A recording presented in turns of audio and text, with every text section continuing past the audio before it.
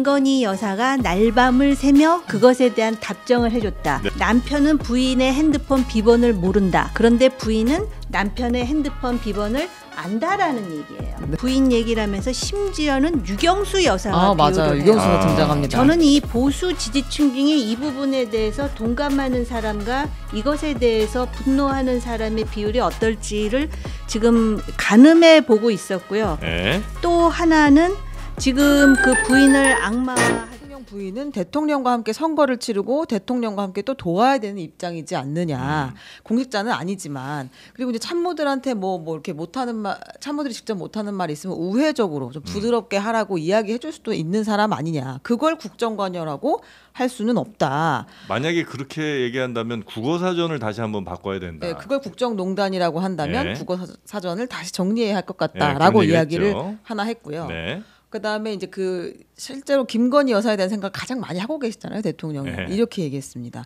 제가 검찰총장 할 때부터 절 타겟으로 하는 거지만 저희 집사람에 대한 침소봉대는 기본이고 없는 것도 만들어서 제 처를 악마화시킨 것도 있습니다. 이렇게 이야기를 했고 물론 국민에게 걱정을 끼쳐드린 것은 무조건 잘못이라고 생각을 한다. 네. 이렇게 이야기를 했고 대외 활동은 사실상 지금도 꼭 필요하다고 생각하는 거 외엔 중단을 해왔고 앞으로도 그렇게 할 것이다. 네네. 그리고 이제 이게 뭐 여러 군데 걸린 얘기긴 합니다만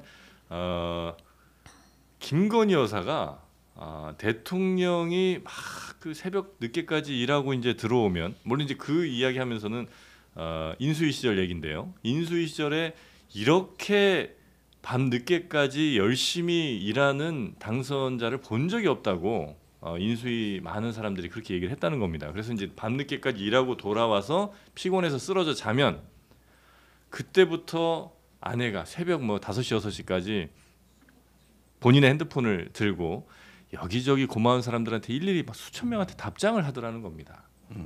그래서 어쩌면 대통령과의 어떤 그 문자 메시지나 뭐 이런 것들이 김건희 여사가 대신한 거라는 혹시 메시지를 좀 주려고 했던 건 아닌가. 뭐 실제로 그랬는지 뭐 어땠는지 모르겠습니다만 뭐 그런 얘기도 좀 나오기도 했었습니다. 그건 재밌는 포인트였습니다. 예, 근데 사실 이게 저 아내가 내 핸드폰 이렇게 보고 있으면 밤에 새벽에 약간 좀 무섭지 않나요? 아니, 그건 뭐 상관없는데요. 네. 그 지금 대통령이 이제 변명한 내용들이 네. 저는 사실 좀 어이가 없는 게 네. 예를 들면 이제 저도 선거를 6번 치렀지 않습니까? 네. 그럼 가족들이 선거에 총동원돼요. 뭐 그렇죠. 당연히 돕죠. 네. 그러니까 그거는 가족이 당연히 돕게 돼 있고 선거법상 직계 가족의 선거 운동이 허용돼 있어요. 네. 고맙죠. 저도 사실 우리 가족들이 우리 아들들 뭐 우상호 아들, 뭐 우상호 뭐 배우자 이렇게 해서 이제 다니면 마음이 아파요. 다리가 퉁퉁 붓기도 하고. 네. 그러니까 늘 마음은 이제 아련하죠. 아이고 나 국회의원 만들려고 고생들 하네. 네네네. 국회의원 되고 나서 그러면 내가 우리 처가 예를 들면 네. 사무실 인사나 네. 지구당 조직 개편이나 여기에 다 관여를 하는 경우 네. 맞냐? 안 맞냐? 과거에 그런 지구당도 꽤 있어요. 그래서 부인 치맛바람 때문에 떨어진 사람도 있어요. 하도 지구당 일에 관여해서. 그래요. 그리고 많아요. 국회의원 된 뒤에도 약간 사모님들이 나오신 분들이 그런 분들이 있어요. 근데 그거에 대해서 지금은 많이 없어졌어요. 그래서 이게 하나의 문화로 많이 개선돼. 옛날에는 예를 들어 국회의원들이 중앙당 일을 하고 부인들이 지역구 관리한다. 뭐 이런 것도 있었고요. 그러다 보니까 나중에 과거에 공천 헌금을 부인이 받아서 문제된 경우도 있었잖아요. 네. 뭐 의사하시던 분이 금고에 3억 숨겨놨다 걸리기도 하고 다 잘못된 거예요. 그게 그런 문제를 일으켜요. 그래서 못하게 하는 건데 지금 나를 많이 도와준 사람이고 그러니 당연히 국정을 돌볼 때 부인의 조언 정도야 왜 안 하겠어요? 괜찮겠죠. 근데 실질적으로 지금 한동훈 대표의 주장은 비서들에게 직접 지시한 정황이 있어서 지금 이것을 비서들을 개편하라고 한 거 아닙니까? 직접 지시한 정황이 있다고 내부자들이 확신한 거 아닙니까? 야당이 어떻게 알아요?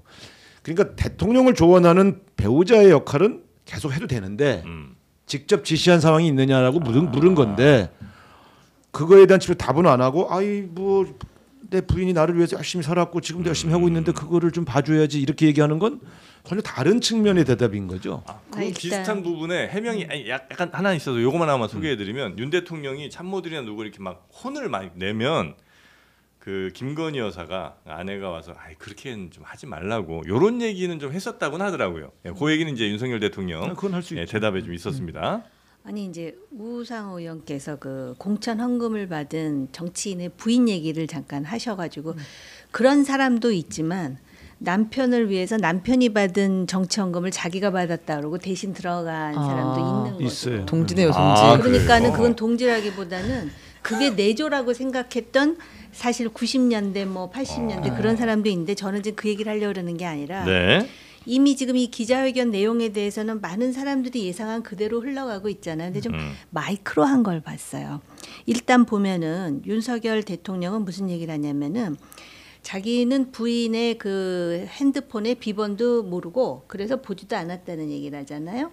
그런데 지금 또 무슨 얘기를 하냐면은 그 우연히 밝혀진 본인의 전화번호로 네. 수많은 메시지가 오는데 김건희 여사가 날밤을 새며 그것에 대한 답정을 해줬다. 네. 네. 이게 무슨 함이냐?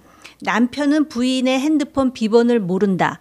그런데 부인은 남편의 핸드폰 비번을 안다라는 얘기예요. 네. 그렇죠. 그다음에 두 번째로 이 부분이 있어요. 네. 지금 보면은 그 부인 얘기를 하면서 심지어는 유경수 여사가 맞아요. 비유를 해요. 유경수가 등장합니다. 저는 이 보수 지지층 중에 이 부분에 대해서 동감하는 사람과 이것에 대해서 분노하는 사람의 비율이 어떨지를 지금 가늠해 보고 있었고요. 네. 또 하나는 지금 그 부인을 악마화하지만은 내 아내는 나를 위해서 적어도 파트너로서 그 구체적으로 지금 말의 그 워딩은 생각이 안 나지만 아주 그냥 애정이 그냥 문구마다 들어있다는 걸 알 수가 있잖아요. 너무 사랑 넘치는구나. 안쓰럽고 그런데 아. 그런데 그 명태균이라는 사람하고 김건희 여사와의 그 메시지를 보면 무식하면 다 그래요. 지가 뭘 안다고. 이거 결국은 윤석열 대통령이라는 걸 명태균 씨가 인정했다라고 저는 알고 있어요. 마지막에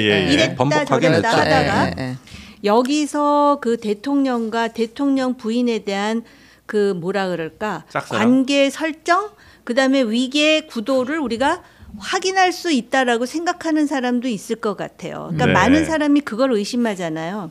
결국 심지어는 명이라는 사람이 대통령은 장님무사고 안진뱅이 주술사가 하려는 대로 한다 그러는데 지금 이런 마이크로한 측면을 가지고 제가 얼마나 할 말이 없으면 이 얘기를 지금 하고 있겠어요. 왜냐하면 할 말 없으면 안 하셔도 돼요. 그래요? 여기서 끊을게요. 아니 다 했어요. 다 했어요. 너무 재밌었는데 끊고 있어. 다 했어요. 아니 그렇다는 얘기예요.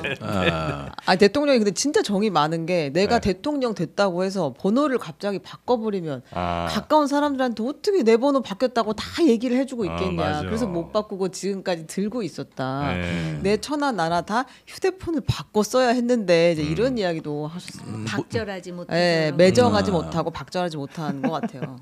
네.